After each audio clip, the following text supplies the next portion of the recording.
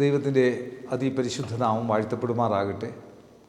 ഈ 19-ാം അധ്യായത്തിൽ മനുഷ്യന് സംഭവിക്കുന്ന പ്രശ്നങ്ങളും പ്രോബ്ലംസും, എന്നാൽ ദൈവരാജ്യത്തിൽ ഒരുവന് ലഭിക്കുന്ന ആ പദവിയുമാണ് ഇവിടെ കാണുന്നത്.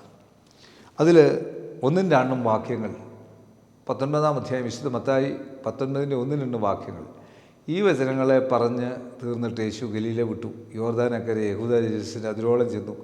വളരെ പുരുഷാർ അവനെ പിൻചെന്നു. അവൻ അവിടെ വെച്ച് അവരെ സൗഖ്യമാക്കി. യേശു കർത്താവിന് സൗഖ്യത്തിൻ്റെ അവിടെ വന്നവരുടെ അടുത്തെല്ലാം യേശു അവരുടെ പ്രോബ്ലത്തിന് പരിഹാരം കണ്ടു. 3 മുതൽ 19 വരെയുള്ള വാക്യങ്ങൾ അവൻ്റെ ഫിസിക്കൽ പ്രോബ്ലം ആണെങ്കിൽ ഡിവോഴ്സ് സംബന്ധിച്ചാണ് പറയുന്നത്.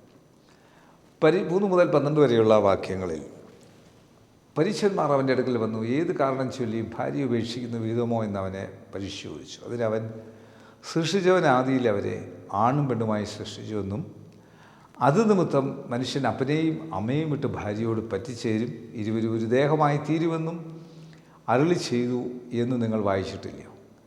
അതുകൊണ്ട് അവൻ മേലാൽ 2 അല്ല ഒരു ദേഹമത്രേ. ആകയാൽ ദൈവം യോജിപ്പിച്ചതിനെ മനുഷ്യൻ വേർപിരിക്കരുത് എന്ന് ഉത്തരം പറഞ്ഞു. അവർ അവനോട്, എന്നാൽ ഉപേക്ഷണപത്രം കൊടുത്തിട്ട് അവളെ ഉപേക്ഷിപ്പാൻ മോശ കൽപ്പിച്ചത് എന്ത് എന്ന് ചോദിച്ചു. അവനവരോട്, നിങ്ങളുടെ ഹൃദയ കാഠിന്യ നിമിത്തം അത്രേ ഭാര്യമാരെ ഉപേക്ഷിപ്പാൻ മോശ അനുവദിച്ചത്. ആദിയിൽ അങ്ങനെയല്ലായിരുന്നു. ഞാനോ നിങ്ങളോട് പറയുന്നത്, പരസംഗം നിമിത്തമല്ലാതെ ഭാര്യയെ ഉപേക്ഷിച്ച് മറ്റൊരുത്തിയെ വിവാഹം കഴിക്കുന്നവൻ വ്യഭിചാരം ചെയ്യുന്നു. ഉപേക്ഷിക്കപ്പെട്ടവളെ വിവാഹം കഴിക്കുന്നവനും വ്യഭിചാരം ചെയ്യുന്നു.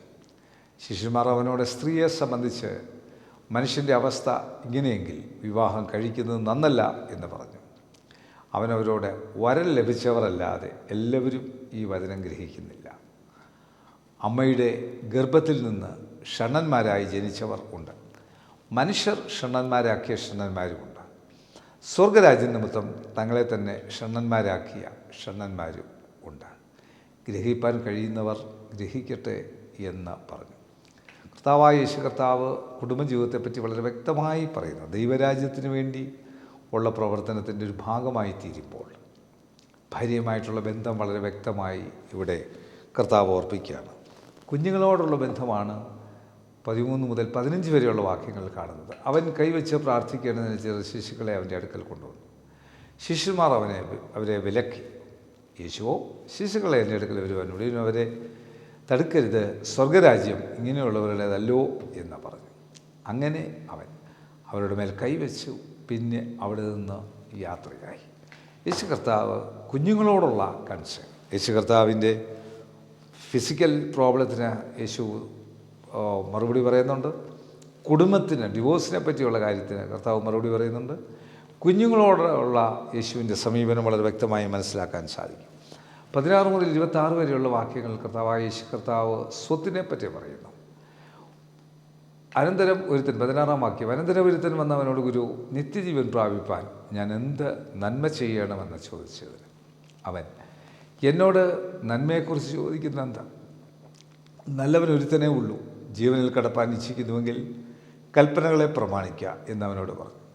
അവ ഏത് എന്നവൻ ചോദിച്ചതിന് യേശു, കൊല ചെയ്യരുത്, വ്യഭിചാരം ചെയ്യരുത്, മോഷ്ടിക്കരുത്, കള്ളസാക്ഷ്യം പറയരുത്, അപ്പനെയും അമ്മയെയും ബഹുമാനിക്കുക, കൂട്ടുകാരനെ നിന്നെപ്പോലെ തന്നെ സ്നേഹിക്കുക എന്ന് പറഞ്ഞു.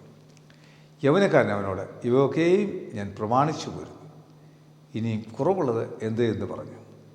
യേശു അവനോട്, സൽഗുണപൂർണ്ണൻ ആകുവാൻ ഇച്ഛിക്കുന്ന എങ്കിൽ നീ ചെന്ന് നിനക്കുള്ളതൊക്കെയും വിറ്റ് ദരിദ്രർക്ക് കൊടുക്കാം,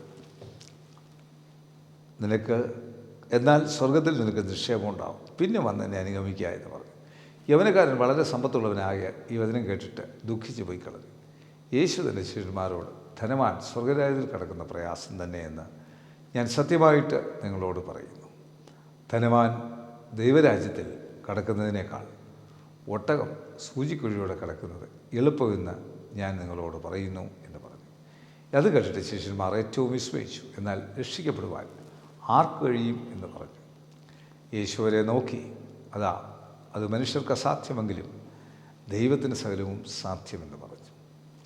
അപ്പോൾ ഇവിടെ നമുക്ക് കാണുവാനായിട്ട് സാധിക്കുന്ന കാര്യം, കർത്താവിൻ്റെ ശുശ്രൂഷയുടെ ഭാഗത്ത് ആ വെൽത്തിനെ പറ്റിയുള്ള കർത്താവ് പറഞ്ഞിരിക്കുന്നത് വളരെ കൃത്യമായിട്ട് നമുക്കുള്ളത് പങ്കുവയ്ക്കാനായിട്ട് നമുക്ക് സാധിക്കണം. അതാണ് കർത്താവ് ഉദ്ദേശിക്കുന്നത്. നമുക്കുള്ളത് മറ്റുള്ളവർക്ക് ദാനം ചെയ്യുന്ന നമുക്ക് കൂട്ടിവെക്കാൻ അവകാശമില്ല. ദൈവരാജ്യ കൺസേണിങ് കിങ്ഡമാണ് കർത്താവ് ഓർപ്പിക്കുന്നത്. അത് 27 മുതൽ 30 വരെയുള്ള വാക്യങ്ങളിൽ പത്രോസ് അവനോട്, ഞങ്ങൾ സകലവും വിട്ട് നിന്നെ അനുഗമിച്ചുവല്ലോ, ഞങ്ങൾക്ക് എന്ത് കിട്ടുമെന്ന് ചോദിച്ചു. യേശു അവരോട് പറഞ്ഞത്, എന്നെ അനുഗമിച്ചിരിക്കുന്ന നിങ്ങൾ പുനർജനനത്തിൽ മനുഷ്യപുത്രൻ തൻ്റെ മഹത്വത്തിൻ്റെ സിംഹാസനത്തിലിരിക്കുമ്പോൾ നിങ്ങളും 12 സിംഹാസനത്തിലിരുന്ന് ഇസ്രായേൽ ഗോത്രം 12-ന് ന്യായം വിധിക്കുമെന്ന് ഞാൻ സത്യമായിട്ട് നിങ്ങളോട് പറയുന്നു. എൻ്റെ നാമനിമിത്തം വീടുകളെയോ സഹോദരന്മാരെയോ സഹോദരികളെയോ അപ്പനെയോ അമ്മയോ മക്കളെയോ നിലങ്ങളെയോ വിട്ടുകളഞ്ഞവനെല്ലാം 100 മടങ്ങ് ലഭിക്കും. അവൻ നിത്യജീവനെയും അവകാശമാക്കും. എങ്കിലും മുമ്പന്മാർ പലർ പിമ്പന്മാരും പിമ്പന്മാർ മുമ്പന്മാരും ആകും. അതാണ് കർത്താവ് ശിഷ്യന്മാർക്ക് തരുന്ന വലിയ പ്രതിഫലത്തിലൂടെ ലഭിക്കുന്ന ആ വലിയ അനുഗ്രഹം. അതാണ്. കണ്ണുകളടയ്ക്കാൻ പ്രാർത്ഥിക്കുക. കർത്താവ് ഈ വചനം കാണുന്ന കേൾക്കുന്ന എല്ലാവർക്കും ഇത് മനസ്സിലാക്കി മുൻപോട്ട് പോകാൻ അനുഗ്രഹം കൊടുത്ത് അത്ഭുതം പ്രവർത്തിക്കണം. അവരുടെ കുടുംബങ്ങളെ അനുഗ്രഹിക്കണം. യേശു മൂലം തന്നെ. ആമേൻ. God bless U.